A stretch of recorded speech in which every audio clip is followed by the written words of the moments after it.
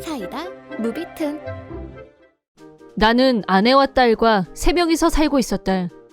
아내와 나는 재혼이었고 아내의 딸이 초등학생일 때 결혼했다. 딸아이와 나는 피가 통하는 건 아니었지만 재혼 초기부터 딸아이는 나를 무척 잘 따랐다. 문제는 최근 들어 아내가 이상하게 변했다는 사실이다. 나한테 무관심한 건 기본, 딸아이한테도 차갑고 밥도 안 주고 집에서 마음이 떠난 사람처럼 보였다. 나는 딸아이의 아빠로서 아내의 그런 태도를 간과할 수 없었고 아내한테 왜 밥을 안 하냐고 따졌다. 밥 좀 하라고 하자 아내는 화가 잔뜩 난 얼굴로 쿵쾅거리며 밥을 했다.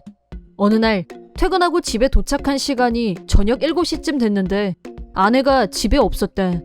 딸아이만 혼자 집에 있길래 엄마는 어디 갔니? 라고 묻자 내가 집에 왔을 때부터 엄마 없었어. 이 시간에 연락도 없고 걱정돼서 전화를 걸었는데 받지 않았다. 라인으로 어디냐고 메시지를 보냈더니 메시지는 읽은 것 같은데 대답은 없었다. 그러다 1시간 후 아내가 집에 들어왔다. 어디 갔다 왔냐고 나도 모르게 화를 냈는데 집에 들어온 아내의 몸에서 낯선 향수 냄새가 났고 불길한 예감이 엄습했다. 하지만 딸아이가 옆에 있었기 때문에 그 부분에 대한 건 일단 넘어가기로 했다. 다음날 일부러 조금 일찍 일을 마치고 딸아이가 오기 전에 집에 도착했다. 딸아이가 없는 걸 다시 한번 확인한 후 아내에게 솔직하게 물어봤다. 당신 며칠 전에 어디 갔다 온 거야? 내가 어디 갔다 온 걸 일일이 말해야 돼? 친구 만났어. 거짓말하지 마.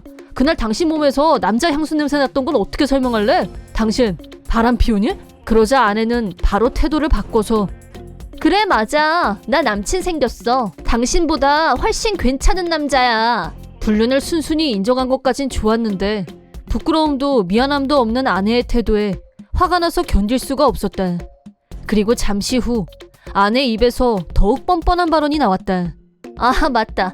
방금 좋은 생각 났어. 애는 당신 줄게. 뭐? 너 지금 뭐라는 거니?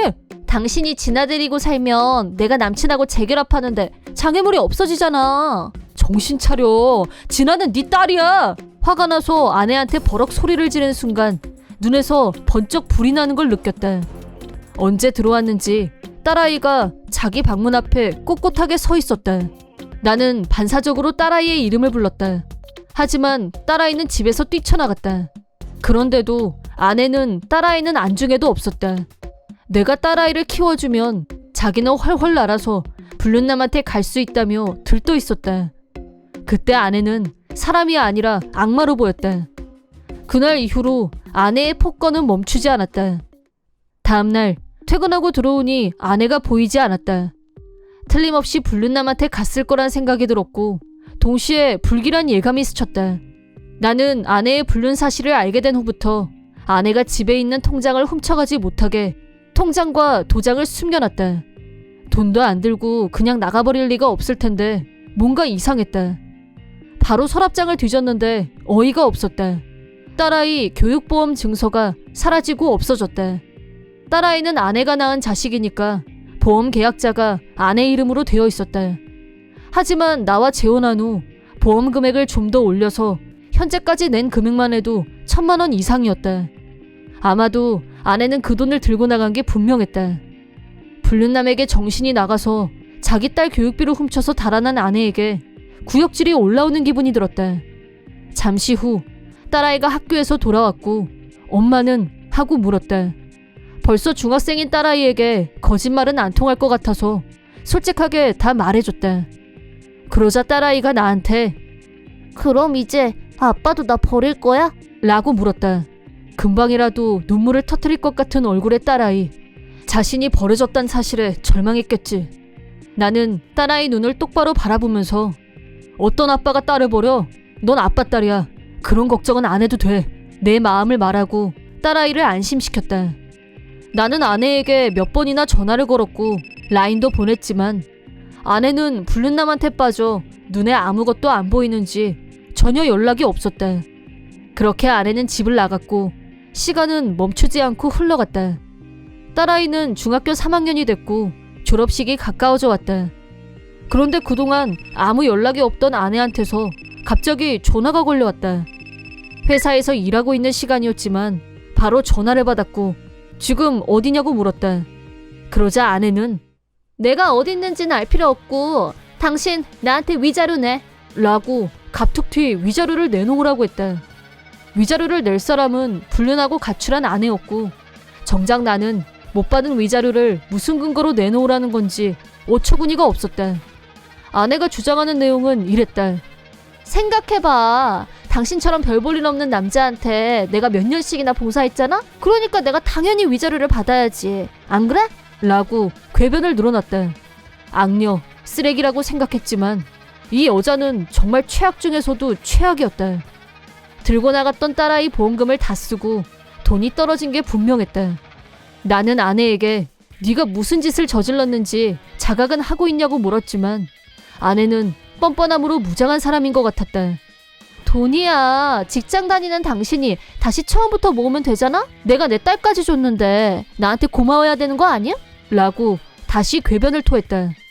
그게 부모라는 사람이 할 소리냐고 야단치고 싶었지만 딸아이한테 아내는 친엄마였다. 조금 있으면 진아 졸업식이니까 그날만이라도 와서 졸업하는 거 지켜보라고 했다. 우리 이혼 문제와 아이 문제는 별개니까 그렇게 해달라고. 하지만 아내는 코웃음을 치면서 나 시간 없어. 그날 남친하고 여행 가기로 했어. 난 됐으니까 당신이 가서 잘 보면 되겠네. 사진도 찍고. 라고 피도 눈물도 없는 사람처럼 말했다. 그러더니 나한테 조만간 돈 받으러 갈 테니까 그때까지 준비해둬. 알았지? 라고 하더니 일방적으로 전화를 끊었다. 초등학생이던 딸아이가 중학교를 졸업한다고 알려줬는데도 딸아이 인생의 중요한 날에 대해서 아무 관심이 없는 걸 보며 완전히 절망했다. 그 순간 나는 어떤 일을 결심하게 됐다. 시간은 빨리 흘렀고 딸아이의 졸업식 날이 됐다. 나는 아빠로서 딸아이의 졸업식에 갔고 식이 진행되는 동안 눈물, 또 눈물을 흘렸다. 인간 쓰레기 아내에게서 어떻게 저런 딸이 나왔는지 이건 기적이 분명했다.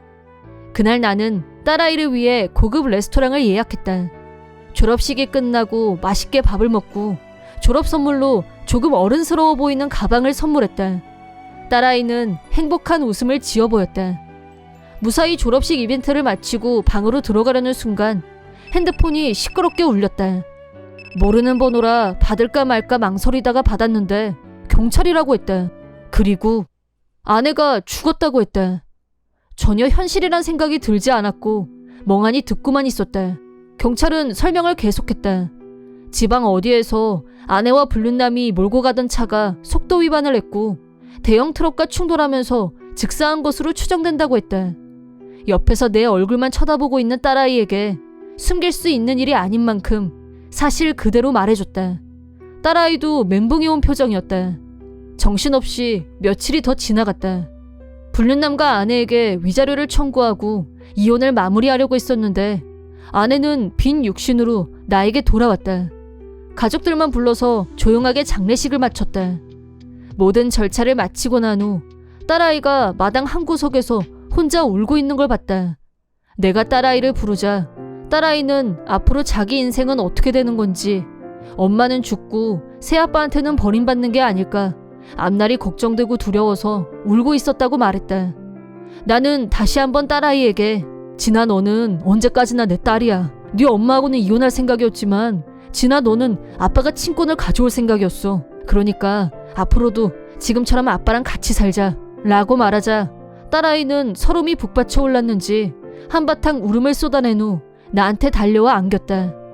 딸아이는 그런 엄마지만 엄마는 죽었고 나한테 버려질 일만 남았다고 혼자서 속으로 겁에 질려 있었던 모양이었다. 내가 그런 일은 일어나지 않을 거라고 하자 비로소 안심하는 눈치였다. 그렇게 나와 딸아이는 둘이서 행복하게 살았다. 이번 사고로 불륜남도 같이 사망했다고 들었는데 불륜남의 시신을 인계하러 왔던 그 부모들이 나를 보더니 죄 지은 사람들처럼 고개를 푹 숙였다. 불륜남한테도 위자료를 청구할 생각이었지만 두 사람의 죽음으로 모든 일은 끝이 나버렸다. 하지만 어린 딸아이에게 씻을 수 없는 마음의 상처를 입히고 벌어지만도 못했던 두 사람의 죄를 생각하면 하늘이 무심하지 않다는 생각이 든다. 영상은 어떠셨나요? 재밌게 보셨다면 구독, 좋아요에 댓글까지 달아주시면 감사하겠습니다. 그럼 다음 영상에서 만나요.